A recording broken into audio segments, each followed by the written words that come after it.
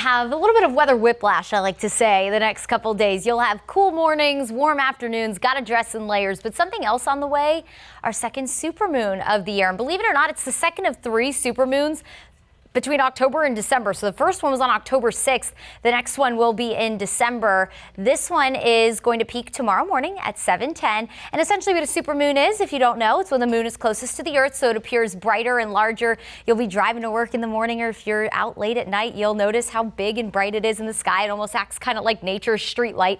And the good news is skies are going to be mostly clear tonight through tomorrow morning. So you'll be able to start seeing this supermoon. It's a super beaver moon tonight, and it'll peak tomorrow morning. Now, if you live south of Tampa, though, the clouds may start to build a little sooner for you, so you'll want to try to see that tonight after the sun sets, which is very early, by the way, before 6 p.m. This morning, what to wear? You want to grab the sweater this morning. A chilly start with temperatures in the 50s, and that's for the city of Tampa. A lot of you are waking up in the 40s this morning. 48 right now in Trinity, 59 in Clearwater Beach, 65 in St. Pete, a little closer, a little warmer, closer to the water, 54 in Brandon, 44 in Thanodasassa, 50 in Zephyr Hills, 43 in Brooksville.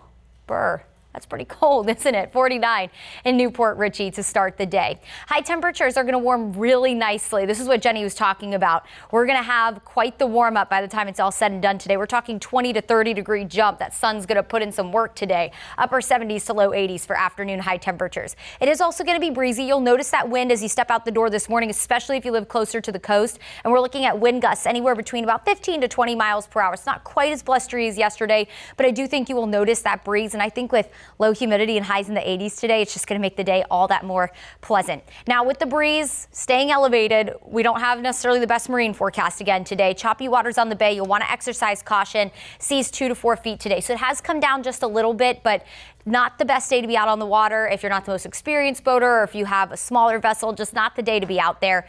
Give it a couple more days. When the wind starts to relax, the boating forecast will get better as we head into the back half of the week. High pressure dominates. That is going to eventually start to push off the coast, though, bringing our wind more onshore, more easterly. So that's going to pump in more moisture, giving us more cloud cover by tomorrow afternoon. The humidity is going to increase. It's not going to be super sticky, but it's not going to feel super fall-like anymore either, especially with highs in the 80s. And that will continue into Thursday as well. High temperatures going back above average the rest of the week into the start of the weekend. And again, with that slightly higher humidity, it's just not going to feel quite as nice as it has the last few days. With that extra moisture in place, so that we feel in the form of humidity, we'll have the chance for a few showers as a cold front starts to make its way into the area, potentially as early as Sunday afternoon into Monday as well. Models are kind of struggling with the timing of this front right now. It could be Sunday we get the bulk of the rain and Monday is dry, or the bulk of the rain comes in on Monday. So we still have some fine tuning to do with that.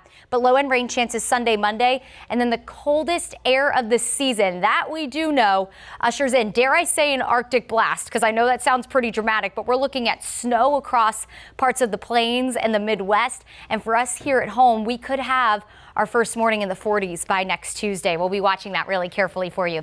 Your 7-day forecast shows tons of warm sunshine until we get there, though, although an increase in cloud cover the next couple of days. Comfy mornings, warm afternoons. We'll have low end rain chances return Sunday into Monday of next week, with highs dropping back into the low 70s by Monday.